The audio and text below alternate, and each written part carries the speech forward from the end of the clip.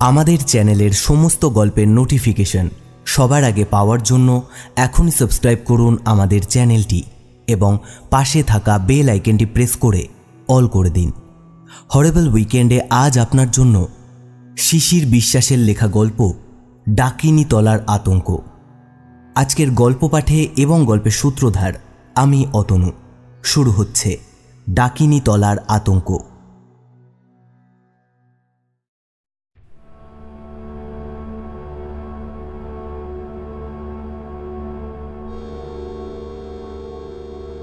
নতুন চাকরির চিঠি পেয়ে হরেশের যতটাই আহ্লাদ ততটাই মুষড়ে পড়েছিল কলকাতার বাইরে পোস্টিংয়ের কারণে।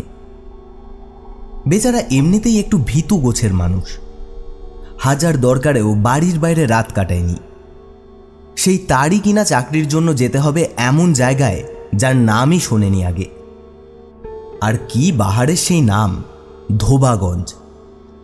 একসময় তো ঠিক করেই ফেলেছিল দরকার নেই অমন চাকরির, কিন্তু সবাই বোঝালো এই বাজারে হাতের লক্ষ্মী পায়ে ঠেলা বুদ্ধিমানের কাজ নয়। তাছাড়া জায়গাটা তেমন দূরেও নয়, কোচবিহারের কাছেই। দরকারে রকেট বাসেও পৌঁছে যাওয়া যায়। সব দিক ভেবে তাই মত পাল্টাতেই হলো। তা জায়গাটা সত্যি খারাপ নয়, পাশেই মস্ত নদী। ছোট শহরের চৌহদ্দি ছাড়লেই ধান আর সর্ষের ক্ষেত, গোটা কয়েক বড় বড় বিল, সবুজের মেলা। কলকাতার মানুষ হরেশ। গোড়ায় কয়েকটা দিন কাটলো ভালোই, তারপর অতি অল্প সময়ের মধ্যে অনেক কিছু আবিষ্কার করে ফেলল। বড় ভয়ানক সব ব্যাপার। ঘটনার শুরু শনিবার এক রাতে। পরদিন রবিবার, অফিসের ঝামেলা নেই, একটু বেলা পর্যন্ত শুয়ে কাটানো যায়। এটা ওর অনেক দিনের অভ্যাস, কিন্তু সেই মেজাজি নিদ্রা আচমকাই কেটে গেল শেষ রাতের দিকে। বাইরে ম্যা ম্যা শব্দে ছাগল ডাকছে। বিরক্ত হলেও গোড়ায় গা করেনি হরেশ। ভেবেছিল কাদের ছাগল ছাড়া পেয়ে এসে পড়েছে, চলে যাবে একটু পরেই, তাই পাশ ফিরে শুয়ে পড়েছিল। কিন্তু ছাগলটা সেই যে ডাকা শুরু করলো, থামার নামই নেই, বরং বাড়তেই থাকলো। ক্রমশ কাছেও এগিয়ে আসতে লাগলো। শেষে একেবারে ওর বিছানার কাছে জানলার ওধারে। শীতকাল না হলেও এদিকে রাতের দিকে একটু ঠান্ডা পড়ে, তাই বন্ধই ছিল জানলা। হরেশ এবার একটু হকচকিয়ে গেল। পেয়ারা বাগান পাড়ায় ওর বাসা একটু ফাঁকায় হলেও চারপাশে উঁচু পাঁচিল। গতরাতে গেট বন্ধ করেছে নিজের হাতে। ছাগলটা ভেতরে ঢুকলো কি করে? এবার একটু ভয় ভয় শুরু করলেও শেষে মনে হলো ফাঁক পেয়ে আগেই ঢুকে পড়েছিল হয়তো। কিন্তু অবাক কাণ্ড, সকালে বাইরে বেরিয়ে সেটা টিকিও দেখতে পাওয়া গেল না। দিব্যি বন্ধই রয়েছে গেট। একটু বেলায় দেখা হলো প্রতিবেশী নরেশ বাবুর সঙ্গে। দেখা হলেই খোঁজ খবর নেন। ওর মুখে সব শুনে কেমন থতিয়ে গেলেন হঠাৎ। খানিক হাঁ করে তাকিয়ে থেকে বললেন, তা দরজা খোলেননি তো ভাই? না, খুলিনি। হরেশের মুখ প্রায় বাংলার পাঁচের মতো হয়ে গেল। যাক, বেঁচে গেছেন খুব। প্রায় যেন হাঁপ ছেড়ে বাঁচলেন নরেনবাবু। রাতের জানলাটাও বন্ধ রাখবেন এরপর। ততক্ষণে হরেশের গলা শুকিয়ে কাঠ হবার জোগাড়। কোনো মতে ঢোক গিলে বলল, কেন দাদা? তেমন কিছু নয়। সন্তর্পণে চারপাশে একবার চোখ বুলিয়ে নিলেন ভদ্রলোক। গলা নামিয়ে প্রায় ফিস ফিস করে বললেন, ব্যাপার কি জানেন? এ তো আর আপনাদের কলকাতা নয়। চারিদিকে ফাঁকা জায়গা, লোকজন কম, অথচ বয়সে কলকাতার চাইতেও ঢের পুরনো। তাই ওনাদের ব্যাপার একটু রয়েছে, তবে সে শুধু রাতেই। একটু সাবধানে থাকলে ঝামেলা নেই। নরেনবাবু তখন আর বেশি কিছু ভাঙেননি বটে, কিন্তু পরবর্তী দিন কয়েকের মধ্যেই হরেশ আবিষ্কার করে ফেলল আপাত নিরীহ এই ধোবাগঞ্জে অনেক ঝামেলা। যেমন সন্ধ্যের পরে একা পথে কখনো পিছনে নাকি অতিরিক্ত একজোড়া পায়ের শব্দ শোনা যায়, অথচ দেখা যায় না কাউকেই। নদীর ধারে সাহেবকুঠি নামে একটা পোড়ো বাড়ি আছে। রাত্রে তো বটেই, এমনকি দিনে দুপুরেও তার ত্রিসীমানা মারায় না কেউ। এছাড়া ডাকিনী বিলের ধারে ঝোপে ঝাড়ে ভরা মরা পোতার মাঠ। একসময় হাসপাতালের বেওয়ারিশ লাশ পোতা হতো। তার কয়েকশো বছর আগে ওইখানেই নাকি পোতা হয়েছিল ম্যালেরিয়ায় সাবার হয়ে যাওয়া মোগল সেনাপতি মীর জুমলার কয়েক হাজার সৈন্যের লাশ। রেহাই পায়নি খোদ মীর জুমলাও। দিল্লির মোঘল দরবারে আর ফেরা হয়নি তার। এখনও রাত একটু গভীর হলেই কখনো রকমারি আলোর নাচ শুরু হয়ে যায় সেখানে। সেই আলো যে জোনাকি বা আলেয়ার নয় তা এ তল্লাটে কারোর অজানা নেই। আর সব কিছুর ওপরে রয়েছে জ্যাকসন রোডের ওপর ভয়ানক ডাকিনী তলা। বাকিগুলো তবু মানিয়ে নেওয়া যেত, কিন্তু এই শেষটিতেই বেজায় মুষড়ে পড়ল বেচারা। ধোবাগঞ্জে আসার ওই একটাই রাস্তা, তার উপর সরাসরি বাস তেমন বেশি নয়। মাইল তিনেক দূরে গৌরী বাড়ির ওপর দিয়ে মূল সড়ক। সেখানে নামলেও আসতে হয় ওই জ্যাকসন রোড ধরেই। উঁচু রাস্তার একদিকে ভয়ানক ডাকিনী বিল যেখানে সামান্য বাঁক নিয়েছে, তার অদূরেই ডাকিনী তলা। পাশেই এক পোড়ো ভিটের ভাঙাচোরা ধ্বংসাবশেষ, মস্ত এক পাকুড় গাছ, ঝোপঝাড়ের জটলা। রাতে পথ চলতে গিয়ে এখানে অনেকেই নাকি দেখেছে অনেক কিছু।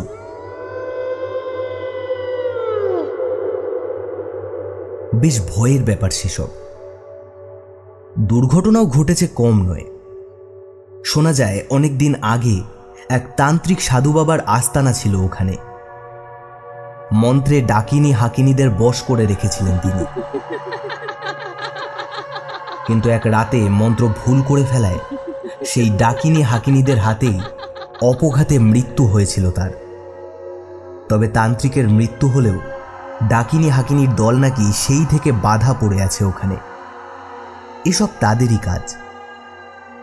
একটু বেশি রাতে দল বেঁধে ছাড়া রিক্সাওয়ালারাও চলতে চায় না। তবে এসব ছিল শোনা কথা।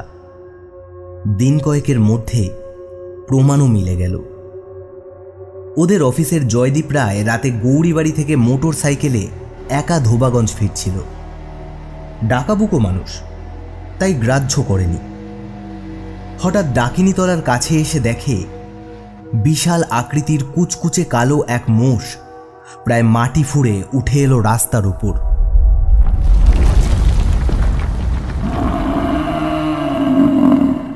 আধো অন্ধকারে প্রাণীটার চোখ দুটো জ্বলছিল প্রায় ভাঁটার মতো, অথচ একটু আগেও ছিল না কিছু। চোখের সামনে হঠাৎ ওই দৃশ্য দেখে বেজায় ঘাবড়ে গিয়ে শেষ মুহূর্তে জয়দীপ রায় বাইক ঘুরিয়ে পাশ কাটাবার চেষ্টা করেছিল।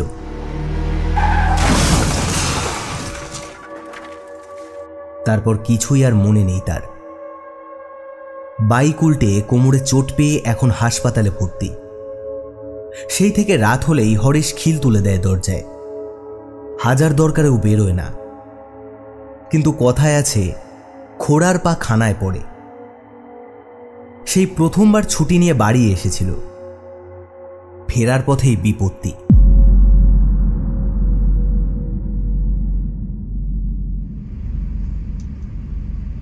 শনিবার সন্ধ্যায় রকেট বাস, রবিবার বিকেলের মধ্যেই পৌঁছে যাবার কথা।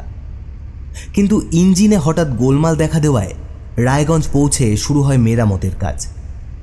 তারপর ঘন্টা কয়েকের চেষ্টায় যদিও বা ঠিক হলো, পথে নামার খানিক বাদে আবার দাঁড়িয়ে পড়ল।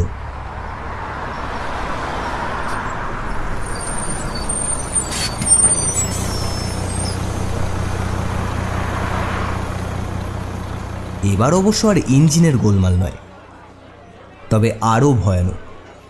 সামনেই নদী, তার ব্রিজের ওপর লোহার বিম বোঝাই মস্ত এক ট্রাক অ্যাঙ্কেল ভেঙে থুবড়ে পড়ে রয়েছে। পাশ কাটাবার জায়গা নেই। দেখে তো প্রায় আকাশ ভেঙে পড়ার জোগাড় হরেশের মাথায়। অপেক্ষা করে করে ভোর হলো এক সময়, সূর্য চড়ে উঠল, অথচ ব্রিজের ওপর সেই গন্ধমাদন পর্বত সাফ হবার কোনো লক্ষণই নেই তখনও। রাস্তা জুড়ে ইতিমধ্যে ট্রাক আর বাসের লম্বা সারি দাঁড়িয়ে গেছে, মানুষের ভিড়। আকাশ পাতাল ভাবছে হরেশ। আর মরতে কেন যে বারবেলায় বের হয়েছিল সেই ভেবে হাত পা কামড়াতে ইচ্ছে করছে। এমন সময় মুশকিল আসান হলো। উদয় হলেন ভূতনাথ জোয়ারদার। হঠাৎ কোত্থেকে এসে বললেন, ধোবাগঞ্জ যাবেন তো দাদা? মাথা জোড়াটা ফিটফাট চেহারার মাঝবয়সী মানুষটিকে অবশ্য চিনতে পারল না হরেশ। সামান্য মাথা নাড়ল শুধু। ভদ্রলোক মুচকি হেসে বললেন, আসলে আমারও ওই ধোবাগঞ্জেই বাড়ি। পথে ঘাটে আপনাকে দেখেছি, এক জায়গার মানুষ, তাই দেখতে পেয়ে খবর দিতে এলাম। নদীর ওপারে কোচবিহারের দিক থেকে আসা রায়গঞ্জের একটা বাস নাকি যাত্রী নামিয়ে ফের কোচবিহার ফিরছে। যাবেন তো চলুন। শুনে হরেশ দেরি করল না, আর ছুটল ভদ্রলোকের সঙ্গে। খবর মিথ্যে নয়, করিতকর্মা ভূতনাথবাবু দুটো সিটও ম্যানেজ করে ফেলেছেন সেই বাসে। এমন সহজে বিপদ থেকে উদ্ধার পাওয়া যাবে ভাবতে পারেনি হরেশ। প্রায় ঘাম দিয়ে জ্বর ছাড়ল। বারবেলার ফাড়া তবে কাটল এতক্ষণে, কিন্তু ফাড়া যে আরও চেপে বসল তা আর তখন বুঝবে কেমন করে।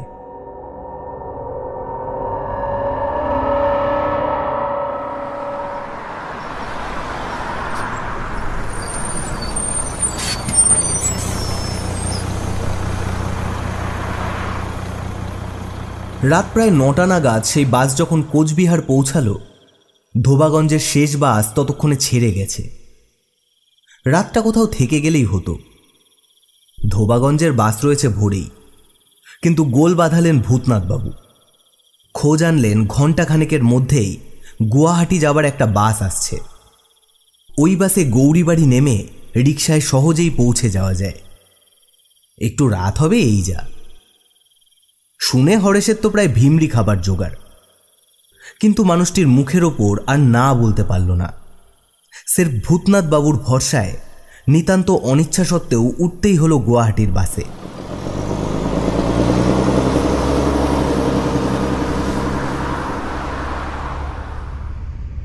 সেই মানুষই যে শেষ সময় তাকে পথে বসিয়ে দিয়ে যাবে তা ভাবতেও পারেনি তখন। এমনিতেই গাড়িতে চাপলে ঘুম পায় হরেশের, তার ওপর রাতের বাস। বাইরে ঘুটঘুটে অন্ধকার ফুঁড়ে ছুটছে ঝড়ের বেগে। হরেশ বসে বসেই ঢুলছিল।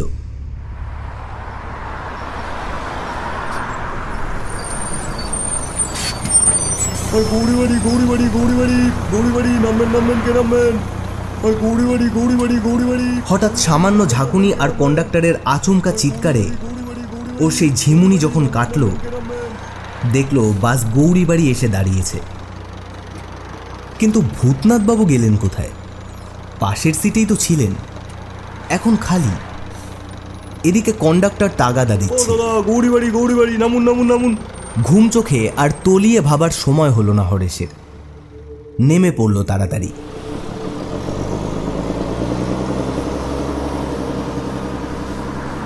বাসও ছেড়ে দিল সেই মুহূর্তে। আর তারপরেই হুঁশ হলো সে একাই মাত্র নেমেছে গৌরীবাড়িতে। সন্দেহ নেই ভূতনাথবাবু শয়তানি করে আগেই নেমে গেছে কোথাও। হরেশ তাড়াতাড়ি পাশের রিক্সা স্ট্যান্ডের দিকে তাকালো। সারা রাত রিক্সা থাকে এখানে, আজ একদম ফাঁকা। শুধু তাই নয়, আশেপাশে জনমানুষের চিহ্ন মাত্র নেই। ব্যাপারটা মালুম হতে পুরো শরীর প্রায় হিম হয়ে এলো হরেশের। এমন বিপদে জীবনে পড়েনি। কেঁদেই ফেলতো হয়তো, কিন্তু ভগবান মুখ তুলে চাইলেন বোধহয়।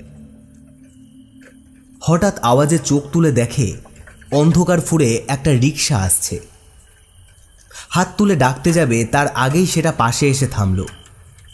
পেয়ারাপাড়া যাবেন তো স্যার, উঠে পড়ুন। দারুণ বিপদে খড়কুটো পেলেও মানুষ আঁকড়ে ধরে, আর এ তো প্রায় চাঁদ পাওয়ার সমান। গাল ভর্তি দিন কয়েকের না কামানো খোঁচা দাড়ি, ছোটোখাটো চেহারার রিক্সাওয়ালা লোকটা ওকে চেনেও মনে হচ্ছে, নইলে কোথায় ওর বাসা তা জানবে কেমন করে। হরেশ তাড়াতাড়ি রিক্সায় উঠে বলল, বাঁচালে ভাই, খুব বিপদে পড়েছিলাম। কি নাম তোমার? লোকটা ততক্ষণে রিক্সা চালাতে শুরু করেছে। প্যাডেল করতে করতেই বলল, আগে স্যার ভজন দাস, কাছারিটোলায় বাড়ি। এক যাত্রী পেয়েছিলাম গৌরী বাড়ির, তা ফেরবার পথে আপনারে পেয়ে ভালোই হলো বটে। ভালো যে কার হলো সেটা বিলক্ষণ জানে হরেশ, কিন্তু ভাঙল না। রিকশা ইতিমধ্যে গৌরীবাড়ি চৌহদ্দি ছাড়িয়ে ফাঁকায় এসে পড়েছে। হেমন্তের মাঝামাঝি। এই রাতে চারপাশে হালকা কুয়াশার চাদর। ফুটফুটে চাঁদের আলো সেই কুয়াশার চাদর গলে চুইয়ে পড়ছে যেন। ডাকিনী বিলের জলা এসে পড়ল একটু বাদেই। বর্ষার পরে এখনো ভালোই জল রয়েছে। পাড়ের দিকে আধডোবা ঢোলকলমির ঝোপে চাঁদের আলো ঝকমক করছে। থোকা থোকা জোনাকির মেলা। বেশ লাগছিল হরেশের, কিন্তু সেটা বেশিক্ষণ স্থায়ী হলো না। একটু পরেই বুকের ভিতরে ধুকপুক শুরু হয়ে গেল আবার। একটু ঢোক গিলে বলল, আজ গৌরী বাড়িতে একটাও রিক্সা নেই কেন ভজন? শুনেছি সারা রাতই রিক্সার ভিড় থাকে ওখানে। সে অনেক কথা স্যার, জানেন তো, রাতের বেলা এই পথে বদনাম অনেক। তারপর ভজনের কথা তখনও শেষ হয়নি, হঠাৎ প্রায় হাউমাউ করে উঠল হরেশ। ও ভজন, তোমার ঠান্ডা লেগেছে নাকি? হ্যাঁ হ্যাঁ স্যার, ঠিকই ধরেছেন দেখছি। বলতে বলতে গলাটা ঝেড়ে পরিষ্কার করে নিল ভজন। বড্ড হাওয়া দিচ্ছে তো, তা যে কথা বলছিলাম। লোকটা ফের পুরনো কথার খেই ধরতে যাচ্ছে দেখে হরেশ তাড়াতাড়ি সেটা চাপা দিতে বলল, কি বলবো ভাই, এক বাজে লোকের খপ্পরে পড়ে রাতে এই ভোগান্তিটা হলো আজ। বাজে লোক? ভজনের গলায় কৌতূহল। তা কে বটে তিনি? আর বলো কেন, ভূতনাথ জোয়ারদার নাম বলেছিল। এই ধোবাগঞ্জেই নাকি বাড়ি। এই কি যে বলেন স্যার! চলতে চলতেই দুহাত কপালে ঠেকালো ভজন। অমন পরোপকারী আর দুটি পাবেন না। এমন উত্তর আশা করেনি হরেশ। সন্দেহ নেই অন্য কোনো ভূতনাথের কথা বলছে। মৃদু প্রতিবাদ করে বলল, সে ভূতনাথ নয় গো, যার কথা বলছি তার মাথা জোড়া টাক, হালকা পাতলা চেহারা। আগে হ্যাঁ স্যার, সেই ভূতনাথ বাবুই। মুহূর্তে প্রায় ফুঁসে উঠল ভজন। আজ তো দেখা হলো, সবার খোঁজ নিলেন। বলতে বলতে যেন খেপে গিয়েই রিকশার গতি আরও বাড়িয়ে দিল ভজন। বেজায় ঘাবড়ে গিয়ে হরেশ কোত করে ঢোক গিলল। অন্ধকার নির্জন পথে রিকশা তখন ছুটেছে প্রায় ঝড়ের বেগে। জিভ দিয়ে শুকনো ঠোঁট দুটো একটু ভিজিয়ে নিয়ে বলল, ও ভজন, ধোবাগঞ্জ গিয়ে কাজ নেই আর, গৌরী বাড়ি ফিরে চলো বরং। বলে কয়ে কোনো এক বাড়ির বারান্দায় রাতটা কাটিয়ে দেবো না হয়। কি যে বলেন! গলাটা ফের একটু ঝেড়ে নিল ভজন। খালি রিক্সা নিয়ে ফেরত যাচ্ছিলাম, তা কপাল জোরে পেয়ে গেলাম আপনারে, ছাড়া যায় আর? বেশ মোলায়েম করেই বলল ভজন, কিন্তু হরেশ তখন খাবি খাওয়ার জোগাড়। হাত পা ঠান্ডা হয়ে আসতে শুরু করেছে। ফের এ কোন বিপদে পড়ল?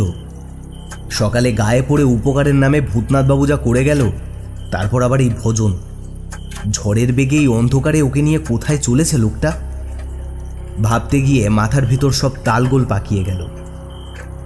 গলা শুকিয়ে কাঠ, তবু প্রাণের দায় বড় বালাই। অনেক চেষ্টায় কাউমাউ করে বলল, ও ও ও বাবা ভজন, কত পথ বাকি আর? তা এখনো অনেক। ঠিক করে অল্প হাসলো লোকটা। সবে তো ডাকিনি তলা। কোন তলা? হিচকি তুলে কোনো রকমে বলল হরেশ। স্যারের দেখছি মাথাও ঠিক নেই।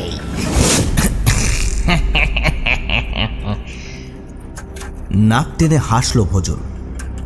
ধোবাগঞ্জে থাকেন আর ডাকিনি তলা চেনেন না? ভালো করে দেখেন তাহলে। মাত্র দিন তিনেক আগেও তো এখানে লাশ। বলতে গিয়ে ভজন হঠাৎ থেমে গেলেও ডাকিনি তলার আতঙ্ক এরপর ভালোই দেখতে পেল হরেশ। থতমত খেয়ে চোখ তুলতেই নজরে পড়ল গাছপালার জটলার ভিতর মস্ত পাকুড় গাছের অদূরে সেই পোড়ো ভিটে, আর তার পাশেই পথ জুড়ে দাঁত বের করে দাঁড়িয়ে বিকট আকৃতির এক প্রেত মূর্তি। দারুণ আতঙ্কে হরেশ চোখ বুজতে যাবে, কিন্তু চোখের পাতা নড়ল না একটুও। চিৎকার করতে গিয়ে বুঝল গলা দিয়ে কোনো শব্দই বের হচ্ছে না। সারা শরীর যেন পাথর হয়ে গেছে। চাঁদের আলোয় হঠাৎ সেই প্রেতমূর্তির চোখের তারায় ভয়ানক এক টুকরো ক্রূর হাসি ফুটে উঠল। হাতছানি দিয়ে ডাকল সেই প্রেতমূর্তি। সনসন বাতাস হঠাৎ যেন ফুঁসে উঠল।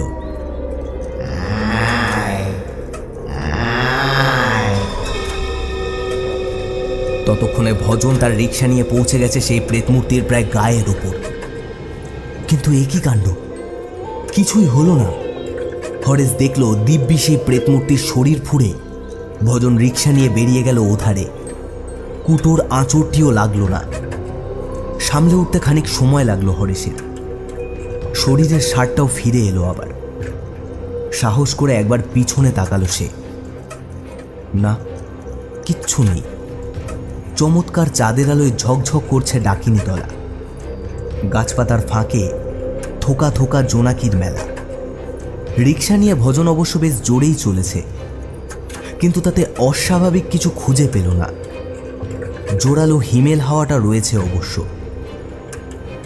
গলাটা একটু ঝেড়ে নিয়ে হরেশ বলল, পথের মাঝে কি একটা দেখলাম যেন ভজন। তাই নাকি? দ্রুত প্যাডেল করতে করতে ভজন বলল, তা সে থেকে সমানে হাউমাউ করলে কি হবে স্যার?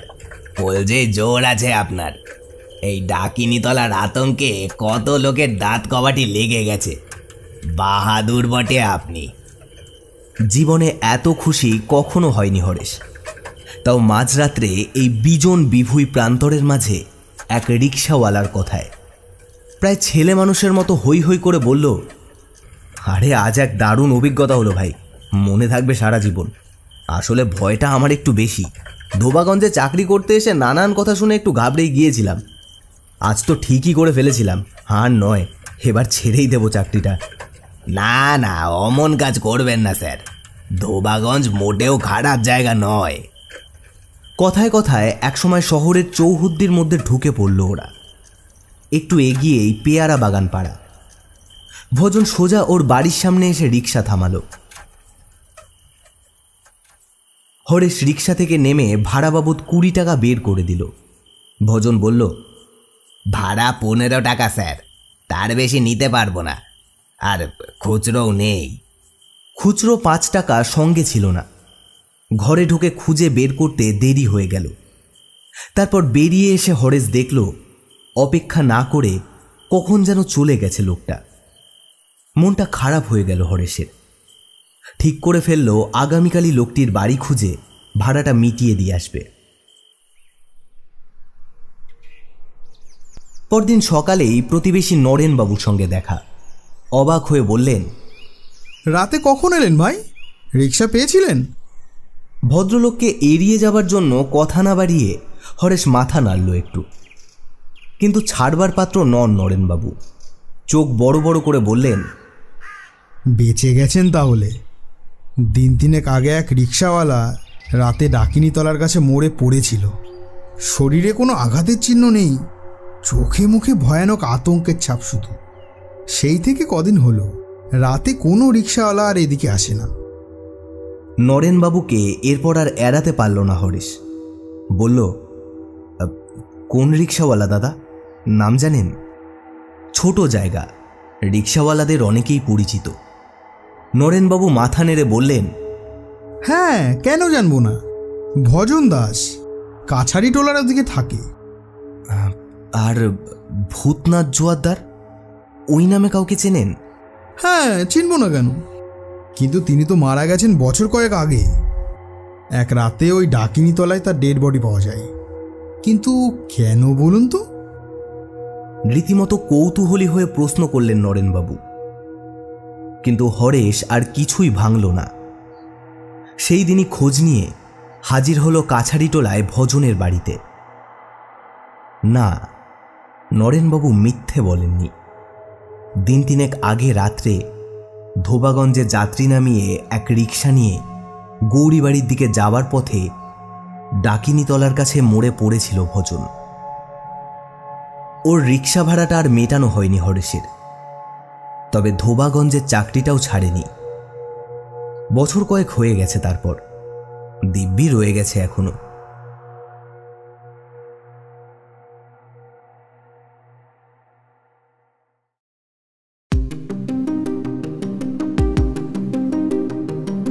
শুনলেন ডাকিনীতলার আতঙ্ক, রচনা শিশির বিশ্বাস, নরেনবাবুর চরিত্রে অমিত এবং গল্পপাঠ হরেশ, ভজন ও অন্যান্য কয়েকটি চরিত্রে Atanu. Editing and sound design Atanu, poster design AM production. শেষ হলো ডাকিনীতলার আতঙ্ক। আমরা আবার ফিরে আসব নতুন কোনো গল্প নিয়ে। ততক্ষণ ভালো থাকুন, সুস্থ থাকুন আর শুনতে থাকুন হরিবল উইকেন্ড।